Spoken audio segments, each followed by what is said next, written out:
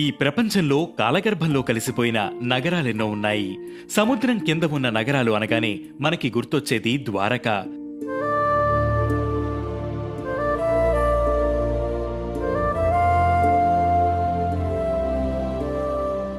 కురుక్షేత్ర యుద్ధం జరిగిన 16 ఏళ్లకు శ్రీకృష్ణుడు పాలించిన ద్వారకను సముద్రుడు తనలో కలిపేసుకున్నట్లు పురాణాలు చెబుతున్నాయి.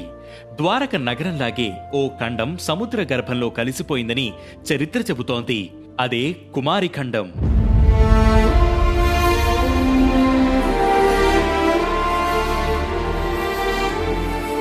కొన్ని లక్షల ఏళ్ల క్రితం ఇండియా, మడగాస్కర్, ఆస్ట్రేలియా మధ్యలో పెద్ద ట్రయాంగిల్ షేపులో కుమారి ఖండం ఉండేది.